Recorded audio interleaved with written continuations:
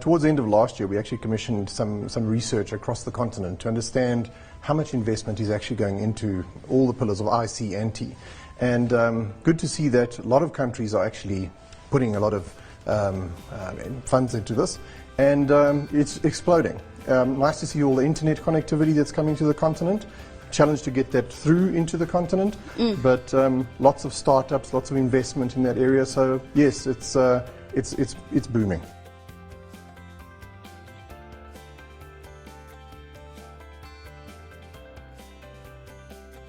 Well, in general, in a market, if there's consolidation, then obviously it means less competition in the market, and therefore customers potentially have less choice. Across the continent, yes, there probably is going to be some consolidation. Is it needed? Probably, as we increase the scope of the players that are there. And there's a customer benefit in my mind, because by consolidating, you're creating more availability of connectivity and bandwidth, and hopefully costs come down as well.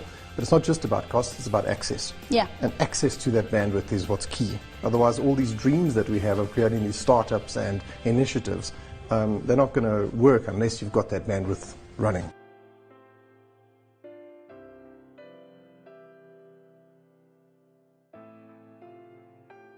So I think that culture is starting to take shape across the continent. In our research, we saw that there's a number of silicon Savannahs, as they're called, being formed across the continent. So modeled on the sort of Silicon Valley concept, where you bring sort of academia, you bring technology partners, you bring funding, access to professional services all in one place, and entrepreneurs. And they come through and they say, well, how do I take my idea to the next level? It's early days, but I'm really encouraged to see that there's a number of these across Africa. There's certainly in Kenya, in Nigeria, in Ghana. South Africa has a number of these as well. Do they need to be sort of more regulated? My view is not. I think we should be pushing those even more. And nice to see governments across the continent also putting investment and drive into these areas.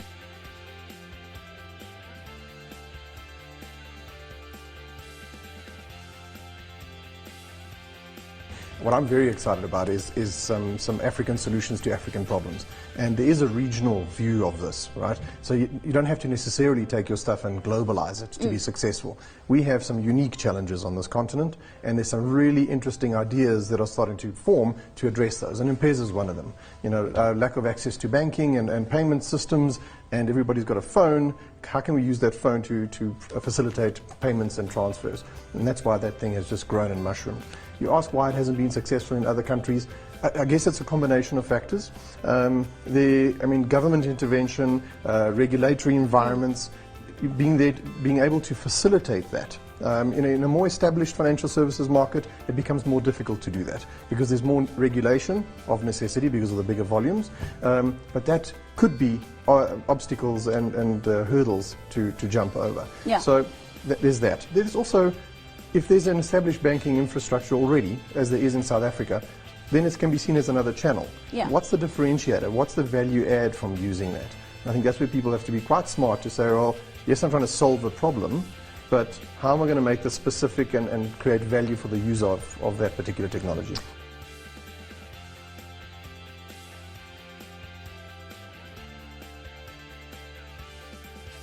But you've got to start somewhere, I guess, but it's a combination of all the factors we've spoken about. So funding that needs to just ramp up across the continent. Infrastructure, yes, while it's there and the basic form is there, the speed needs to increase, and cost.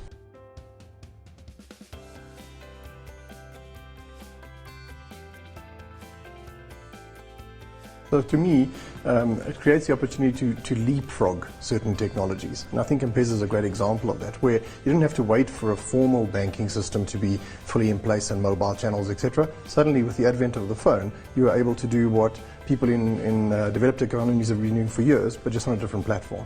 So I think across Africa, we have an opportunity to leapfrog things that we don't have to now do and dig things into the ground because we've got different technology. And that investment could be channeled in different ways, so it creates a massive opportunity for us.